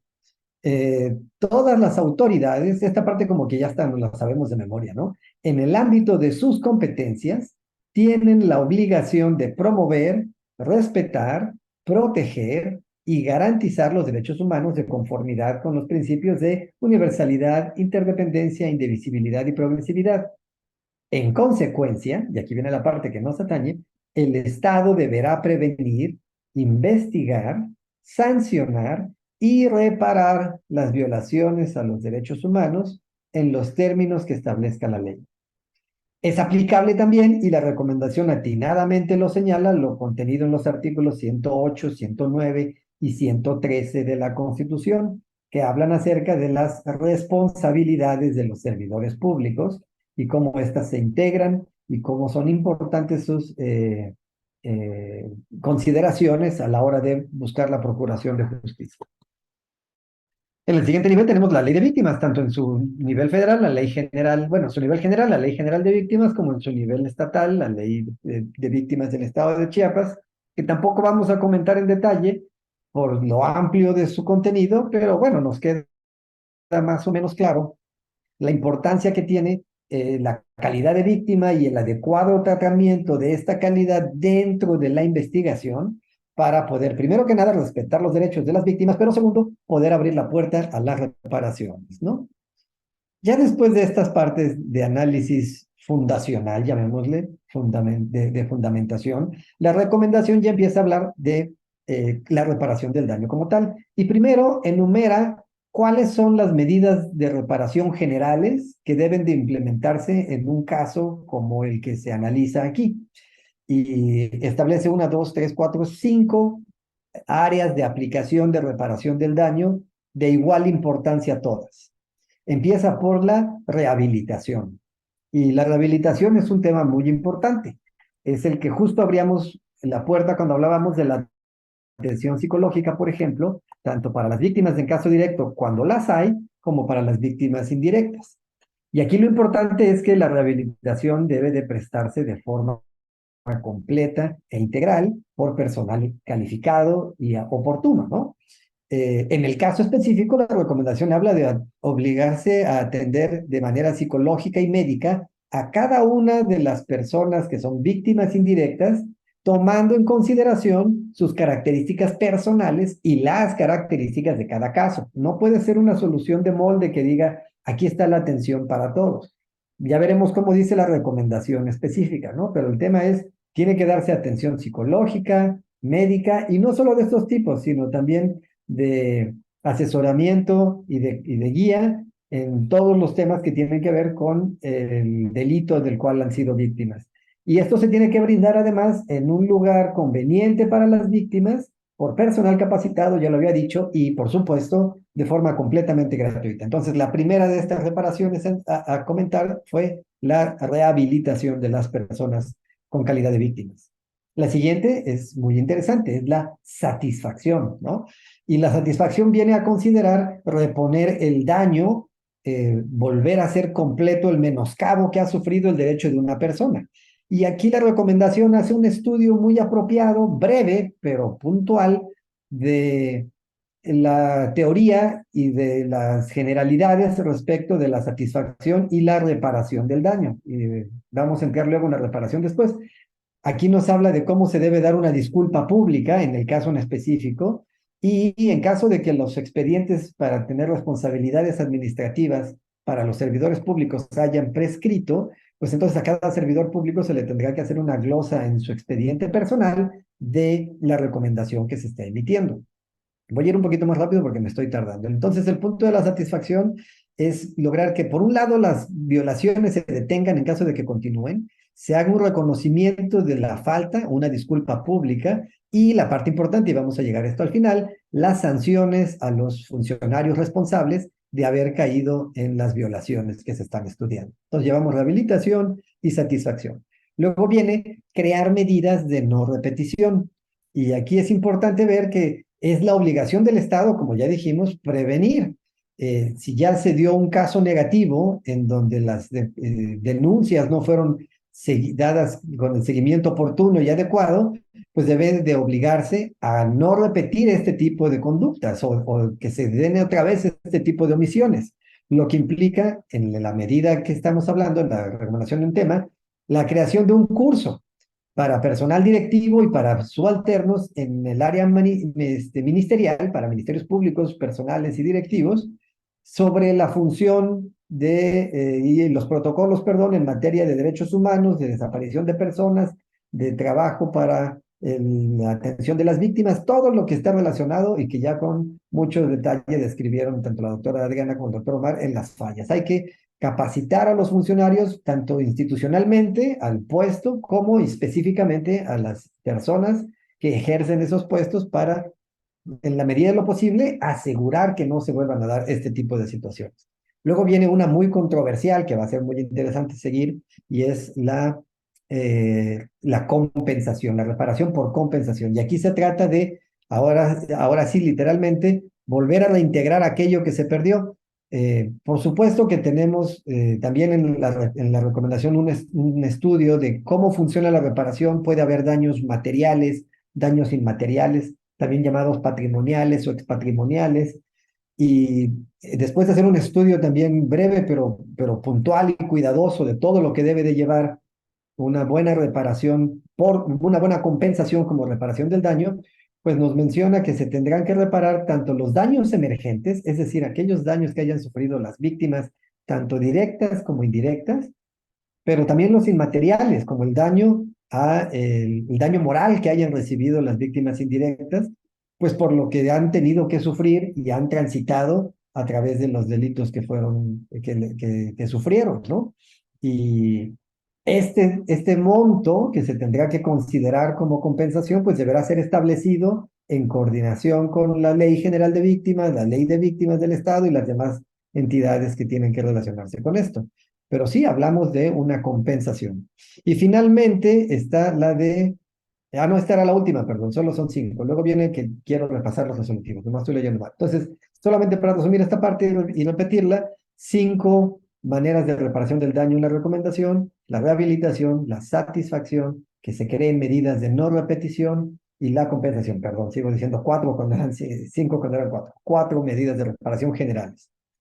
Y eso ya nos lleva a la última parte de la recomendación, que son las recomendaciones mismas. Aquí tenemos 11 recomendaciones específicas, puntuales, que describen con claridad qué se espera que haga la Fiscalía General del Estado como ente observado en esta recomendación. Una por una, son muy claras, pero las mencionamos todas. Primero, ya lo mencionamos, atención psicológica directa a las víctimas, y esta es en el caso que tenemos, por supuesto, es a las víctimas indirectas. Esperaríamos que en el caso de que se aparecieran, y esperemos que así sea, las personas desaparecidas, pues también se repetiría esta obligación, pero eso ya es materia para el futuro. En este momento está la obligación de atención psicológica y médica completa a las víctimas indirectas, BI1, BI2, BI3, de acuerdo a sus características específicas. Segundo, y esta es controversial, la reparación del daño en una medida de compensación. Y esta medida de compensación se establecerá en coordinación con la Secretaría de Gobierno en los términos que establezcan las leyes de víctimas, la Ley General de Víctimas y la Ley de Víctimas del Estado. Y la recomendación se ahorra ser puntual en el mecanismo, porque para esto existe el trabajo que hacen los funcionarios de la Secretaría de Gobierno, pero existe la obligación de la reparación del daño directo. Recuerden, material e inmaterial, por daño moral y por daños emergentes. Bueno, y los daños, esto no lo mencioné, pero es importante, incluye el famoso lucro cesante, que es el beneficio que esperaríamos que una persona tuviera en el transcurso normal de su vida si no hubiera sido la víctima del delito que fue, ¿no? Entonces, tanto las víctimas indirectas como las directas han sufrido un lucro cesante de distintos tipos que debe de ser estimado y trabajado en coordinación con la Secretaría de Gobierno. Número 3, inscribir a las víctimas indirectas en el registro estatal de víctimas. Y aquí ya se trata de reponer una falla en el procedimiento que se dio en la integración de estas denuncias. ¿Para qué es importante? Ya lo mencionábamos, para que las personas tengan el carácter de víctimas y puedan acceder a todos los beneficios, y no solo los beneficios, sino que reciban los derechos de obligación del Estado, de las autoridades, para tratarles y respetarles como víctimas indirectas del delito. Número 4, se ordena que se eleven todas las actas administrativas que en una pantalla ilustró el doctor Omar a carpetas de investigación y que sigan el tratamiento que deben seguir y se determinen de acuerdo con los protocolos que se tienen que aplicar. Entonces, ya se deja, o se ordena más bien, que se deje el tema administrativo y se trabaje como debe de ser en una verdadera y efectiva indagatoria para esclarecer el delito que se reportó, que se denunció, y se brinde un verdadero acceso a la justicia en la modalidad de procuración de justicia. Número 5, se da la obligación de diseñar e impartir este curso de capacitación importante en materia de derechos humanos, en materia de protocolos de actuación ante denuncias de personas desaparecidas, de desaparición forzada, de todas estas cosas que son importantes. Hay que diseñar el material del curso y hay que diseñar su impartición y hay que justificar los contenidos y los impartidores, quiénes serán los profesionales del mundo del derecho con capacidades y experiencias demostrables que puedan impartir este curso. Siguiente es, número 6, dar instrucción para que se inicien las carpetas de denuncia de desaparición de personas que se tengan que dar en relación con el trabajo que se estaba, bueno, que las denuncias que se han presentado, ¿no? Número 7, y esta también es importante, y es parte importante del establecimiento de la responsabilidad, es instruir a quien corresponda para presentar la queja en el órgano de control interno de la Fiscalía General para que se sigan los procedimientos administrativos de responsabilidad ante los funcionarios que se acaban de observar. No se hacen sindicaciones específicas, eso significa que la recomendación no dice investiga al funcionario AR por tal cosa, simplemente dice que se abran los procedimientos en el órgano de control para hacer que camine la queja, ¿no?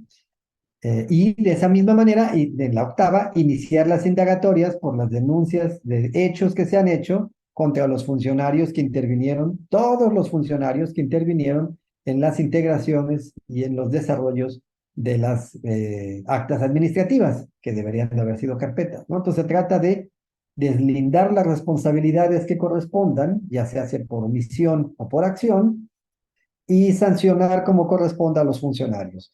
En caso de que las sanciones administrativas ya hayan prescrito, entonces se procederá a incluir una glosa de esta recomendación en los expedientes de los funcionarios para que conste que la recomendación existió, pero en caso de que no hayan prescrito, pues pudiera devenir en una responsabilidad para los funcionarios que desarrollaron estas actas.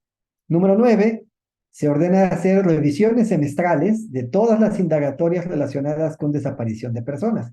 Esto se tendrá que hacer a través de personal especializado y la idea es para, dentro de la medida de impedir que la violación siga ocurriendo, pues mantener un control en las actividades de la Procuraduría, antes Procuraduría, ahora Fiscalía, para que el control que se haga de las denuncias e indagatorias de desaparición de personas pueda cerciorarse que se hagan las actividades apegadas a derecho y a los protocolos de actuación, ¿no? Número 10, hay que determinar lo que proceda a derecho conforme el acta relacionada con la persona PL, que fue la que afortunadamente apareció con vida en Arizona, apareció en el sistema penal de los Estados Unidos y eso permitió su ubicación. Y pues bueno, hay que determinar y concluir esta acta relacionada con esa persona. Y número 11, también es importante, es designar a la persona servidora pública que será la encargada de dar el seguimiento y la continuidad que tendrá la Fiscalía junto con la Comisión para el cumplimiento de estas recomendaciones.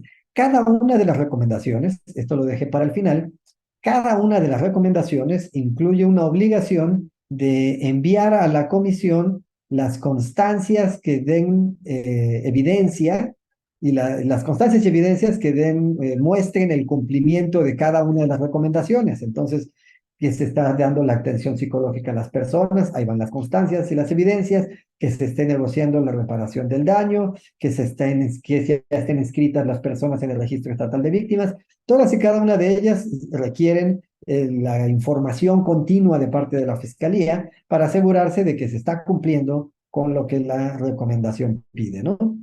Y ya para terminar, concluimos con que, de acuerdo con el término apegado a derecho, se otorgó a la Fiscalía el término de 15 días hábiles para que indique lo procedente a si acepta la recomendación o si no. Ustedes recordarán que las recomendaciones de la comisión no son 100% vinculantes si no son aceptadas por el órgano observado, pero en caso de que la Fiscalía decidiera no aceptar la recomendación, pues entonces se le previene que se tomará lo previsto en la ley y en la Constitución para que la Comisión hará del conocimiento del Congreso del Estado este hecho, que la Fiscalía se ha negado a aceptar la recomendación y el Congreso a su vez, y solicitará a su vez al Congreso que cite a los funcionarios de la Fiscalía para que justifiquen las razones por las cuales han decidido no aceptar la recomendación, de tal manera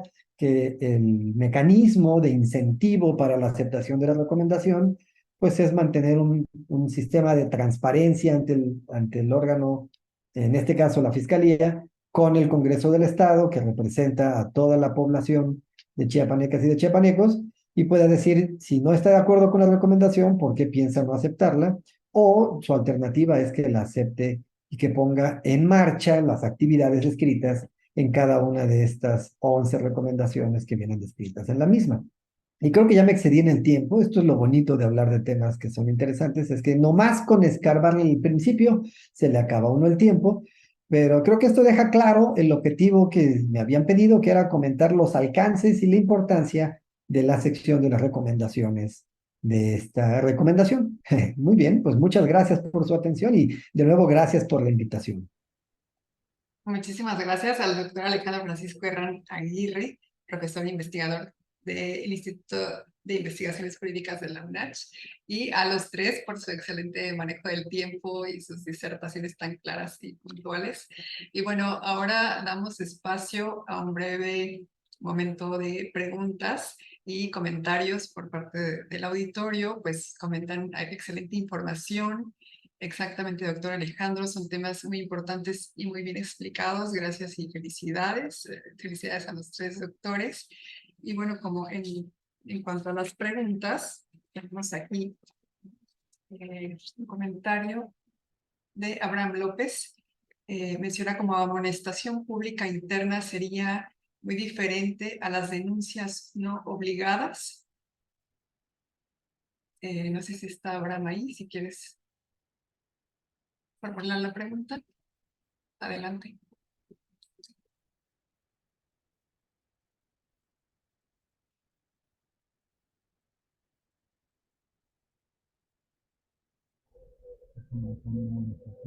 Te escuchamos.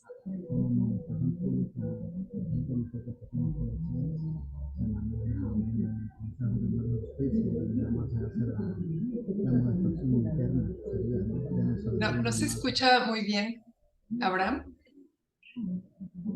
¿Te puedes acercar más a...? De hecho, nosotros como función pública nos hacen amonestación interna, ¿no? Pero amonestación interna se pueden ser amonestados ante un consejo de honor en justicia que se maneja interno en esta institución. ¿Logran escuchar, doctor Alejandro?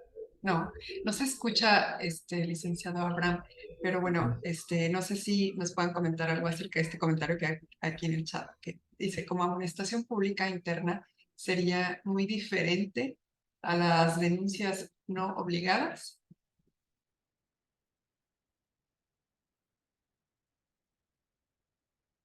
Muy bien, bueno, pasamos a otra de las preguntas.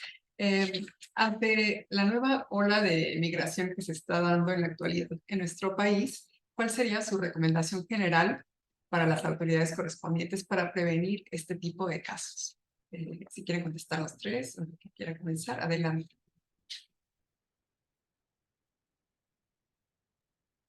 Tomo la palabra. Gracias, Sí, María.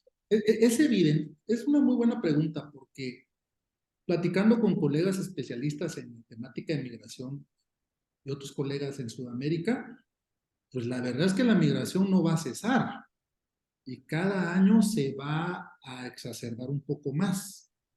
La economía se está consumiendo, pero ¿qué pasa en los organismos de procuración de justicia?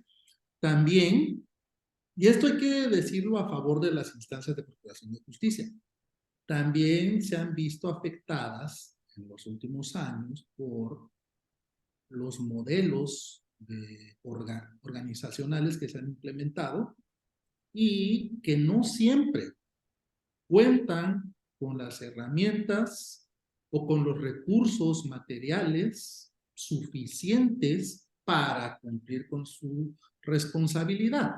Entonces, de lo que se trataría, a manera de recomendación, es que ninguna autoridad, de manera aislada o de manera individual, va a poder hacer frente a este fenómeno.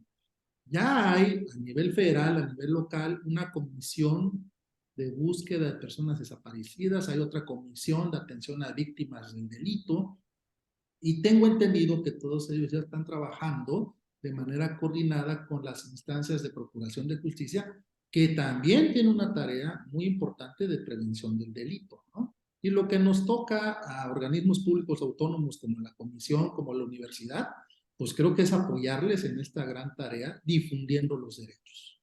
Sería mi propuesta. Muchas gracias, doctor. ¿Alguno de los otros panelistas quisiera complementar? Sí, claro. Yo, de mi parte, yo creo que no solamente, como bien lo ha mencionado el doctor Omar, no solamente es un fenómeno que no se va a detener, por supuesto, es un fenómeno que se ha desarrollado desafortunadamente, el tema de la migración, pero también veamos hacia atrás, es un tema, vemos la historia y desde cuándo, podríamos preguntarnos desde cuándo surge la migración, y entonces vemos a través de la historia, por supuesto, que también es un fenómeno que se ha venido,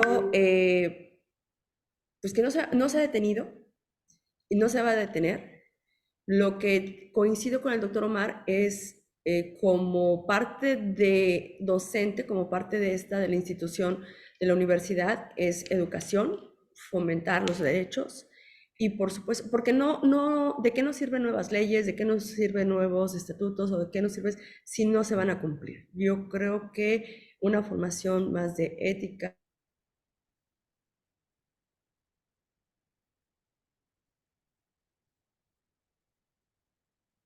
Uy, creo que perdimos a la doctora Adriana tantito ahí. Sí.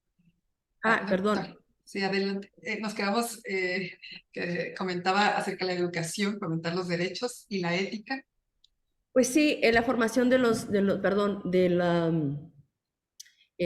los funcionarios, la educación, la difusión, y pues, o sea, con eso me quedaría, o sea, porque realmente es un papel de todos, un compromiso de todos. Muchas gracias, doctor. El doctor Alejandro. Yo añadiría solo una cosa muy breve porque han sido muy buenas las participaciones de los dos doctores. Diría que toda persona que se encuentre en el papel de ser nuevo o nueva servidora pública debe de entrar con un sentido importante de la responsabilidad en sus funciones. Como dice la doctora Adriana, es un tema de ética, pero también es un tema de entender que si estamos en una entidad que está dedicada.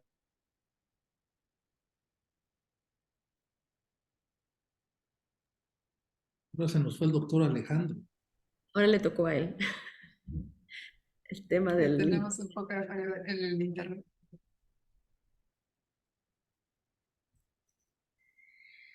Bueno, pues aquí también tenemos otros comentarios en el chat. Grandes investigadores, gracias por abordar y explicar a detalle esta recomendación. Muchas felicidades a los tres ponentes, excelente exposición. Felicidades a todos los ponentes aquí varios compañeros de la CNDH. Y bueno, Marta Ortiz, excelentes participaciones de los tres ponentes. Saludos desde la Defensoría de los Derechos Humanos y Universitarios de la UNACH también.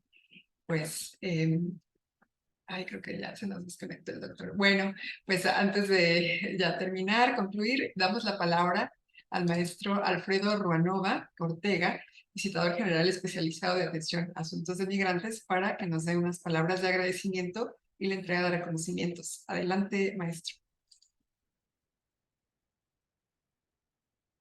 Ahí está, ya.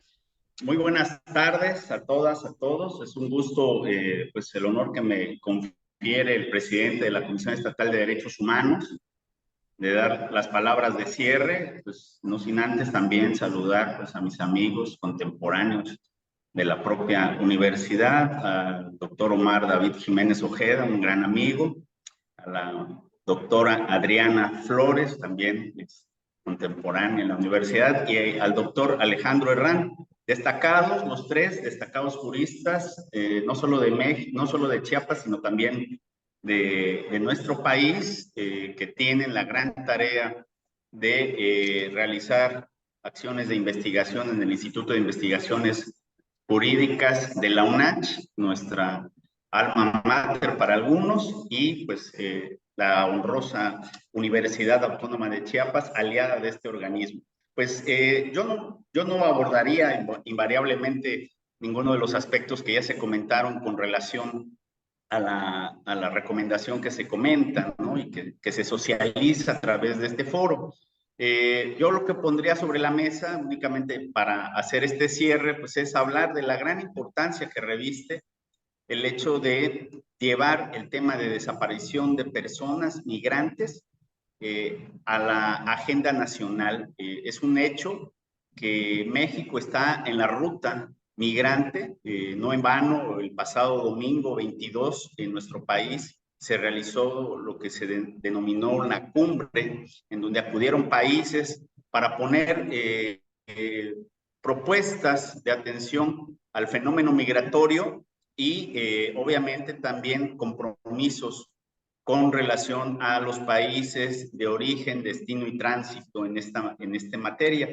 Y es que fíjense, a propósito de lo que ya se comentó con relación a este instrumento, esta recomendación que emitió la Comisión Estatal de los Derechos Humanos, por ejemplo, consultando la Plataforma Nacional de Transparencia, por ejemplo, solamente en 2022, por ejemplo, entre 2020 y 2021, perdón, se realizaron o se contabilizaron al menos 672 personas migrantes desaparecidas en 23, con registro de atención o carpeta de investigación en 23 de las 32 fiscalías estatales. Lamentablemente es una situación que se presenta recurrentemente hoy en día en nuestro país, la desaparición forzada de personas en general, particularmente el tema de migrantes, inclusive viene a la memoria lo que sucedió, pues estamos a prácticamente 12 años de lo sucedido o acontecido en el municipio de San Fernando, en Tamaulipas, que en su momento